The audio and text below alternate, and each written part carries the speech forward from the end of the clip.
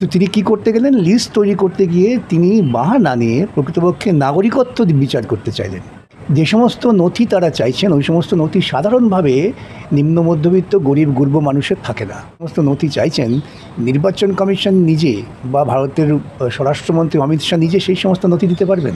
অধিকার বঞ্চিত করার জন্য ওই স্পেশাল ইন্টেন্সিভ রিভিশনের নাম করে, যাকে SIR বলা হচ্ছে, ওরা একটা গণ্ডগোল পাকাবার চেষ্টা করছিলেন। লক্ষ্যটা হচ্ছে যারা ভারতবর্ষে বসবাস করছেন তাদের ভোটে সরকার নির্বাচিত হয়, কেন্দ্রীয় সরকারও সেই ভোটেই নির্বাচিত হয়েছে, তাদের ভোটাধিকার থাকবে না, ভোটাধিকার থেকে তাদের বঞ্চিত করা।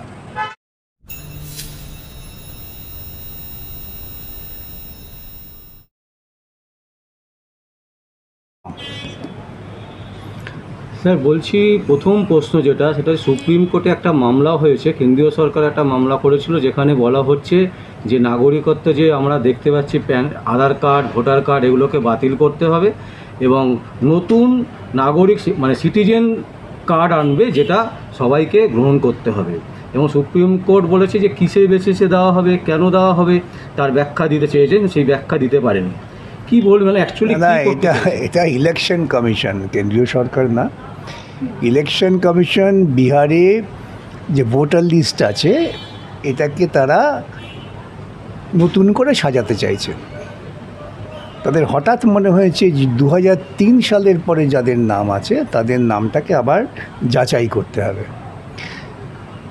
কিন্তু কিছুদিন আগে বিহারে পার্লামেন্টের ভোট হয়েছে, ওই ভোটার লিস্টে ভোট হয়েছে। বিহারে পার্লামেন্টে ভোটের পর হঠাৎ করে ভোটার লিস্টে নতুন করে করার প্রয়োজনটা কেন হলো, এটার যুক্তিসঙ্গত ব্যাখ্যা নেই। ধরে নেওয়া হলো ইলেকশন কমিশন, তিনি সাংবিধানিকভাবে নির্বাচন পরিচালনার দায়িত্বে আছেন, তিনি লিস্ট নতুন করে তৈরি করতে পারেন, কোনো আপত্তি নেই। কিন্তু তিনি কি করতে গেলেন, লিস্ট তৈরি করতে গিয়ে তিনি বাহানা নিয়ে প্রকৃতপক্ষে নাগরিকত্ব বিচার করতে চাইলেন। তুমি যে নাগরিক, তোমার যে ভোটের অধিকার আছে সেটা তুমি প্রমাণ করো। এটা একটা অসাংবিধানিক প্রক্রিয়া এবং লক্ষ্য ছিল যে যে সমস্ত নথি তারা চাইছেন ওই সমস্ত নথি সাধারণভাবে নিম্ন মধ্যবিত্ত গরিব গুরব মানুষের থাকে না। আর বিহারে অধিকাংশ মানুষ যারা চাষাবাদ করেন, শ্রমজীবী হিসেবে কাজ করেন, বিভিন্ন রাজ্যে চলে গিয়েছেন, এটা আমাদের রাজ্যেও আছে, তাদের কাছে নথি থাকবে কি করে? আমি একটা ইন্টারভিউতে বলেছিলাম যে সমস্ত নথি চাইছেন নির্বাচন কমিশন নিজে বা ভারতের স্বরাষ্ট্রমন্ত্রী অমিত শাহ নিজে সেই সমস্ত নথি দিতে পারবেন? সম্ভব না। তাহলে একটা মানুষ সেখানে বসবাস করেন কিনা, কত বছর ধরে বসবাস করছেন, তার ভোটাধিকার আছে। এই ভোটাধিকার বঞ্চিত করার জন্য ওই স্পেশাল ইন্টেন্সিভ রিভিশনের নাম করে, যাকে SIR বলা হচ্ছে, ওরা একটা গণ্ডগোল পাকাবার চেষ্টা করছিলেন। সুপ্রিম কোর্টে মামলা যায়। ওরা বলছিলেন যে নির্বাচন কমিশন মনে করেন তোমার নাম যদি ভোটার লিস্টে থাকে তবে আধার কার্ড, ভোটার কার্ড, এমনকি রেশন কার্ডও গ্রহণ করা যাবে না। তো কী গ্রহণ করতে হবে, ওরা 11টা যে বিধি দিয়েছেন আমি পড়ে দেখছিলাম, ওটা আমাকে যদি কেউ জিজ্ঞাসা করে আমি প্রমাণ করতে পারবো না। তার লক্ষ্যটা কী? লক্ষ্যটা হচ্ছে যারা ভারতবর্ষে বসবাস করছেন তাদের ভোটে সরকার নির্বাচিত হয়, কেন্দ্রীয় সরকারও সেই ভোটেই নির্বাচিত হয়েছে, তাদের ভোটাধিকার থাকবে না, ভোটাধিকার থেকে তাদের বঞ্চিত করা। আমাদের মনে আছে আমরা যখন ছেলেবেলায় নির্বাচনের কাজ করতাম, এই ভোটার লিস্ট নিয়ে প্রত্যেক বাড়ি বাড়ি যেতাম, জিজ্ঞেস করতাম এই নাম তিনি আছেন, বাড়ির লোক বলতেন হ্যাঁ আছেন।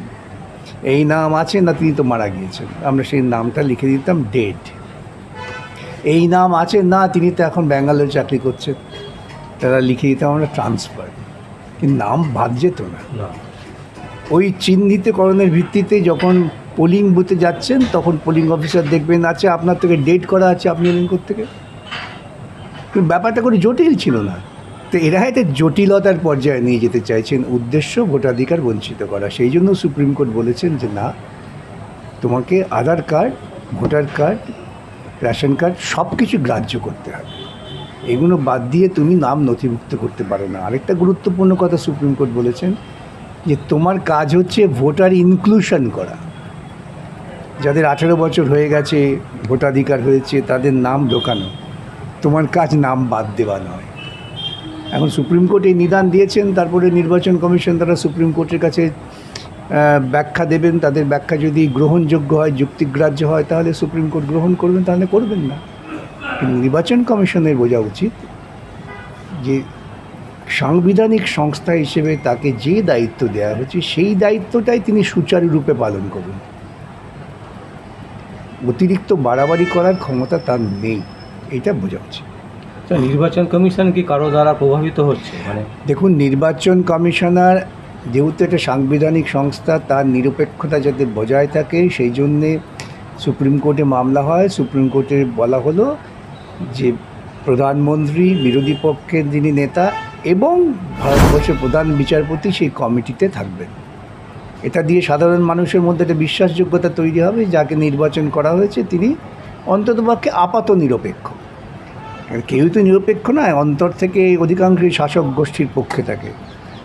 আর বিশেষ করে যারা টিআইএস হন, যেসব ঘর থেকে আছেন, তাদের স্বাভাবিক প্রবণতা হচ্ছে ধনীদের পক্ষে থাকা। তো যাই হোক, তবু একটা আপাত নিরপেক্ষতা প্রমাণের সুযোগ ছিল। কিন্তু মোদী সরকার কি করলেন না, প্রধান বিচারপতিকে বাদ দিয়ে দিলেন। সেখানে তিনি থাকবেন আর তার মনোনীত একজন মন্ত্রী থাকবেন, আর বিরোধী পক্ষ তিনজনের মধ্যে একজনই বিরোধী আর দুজন তো একই। তো তারা যাকে নির্বাচন করেছেন তার নিরপেক্ষতা নিয়ে প্রশ্ন তো থাকবেই, আমার তো থাকে। কিন্তু আবারও বলি যে তাদের শ্রেণীগত দৃষ্টিভঙ্গি থেকে তারা হচ্ছেন উচ্চবর্ণের, অধিকাংশই সুবিধাভোগী, তারা গরিব গুরব মানুষের ভোটাধিকার চান না। এরকম একটা অন্তর্লীন পক্ষপাতিত্ব আছে। এতৎসত্ত্ব যে আপাত পক্ষপাতিত্বহীনতা যেটা ছিল, যে আমি যাকে নির্বাচন করলাম সে সরাসরি কোনো রাজনৈতিক দলের দ্বারা প্রভাবিত হবে না, সেটাও থাকলো না।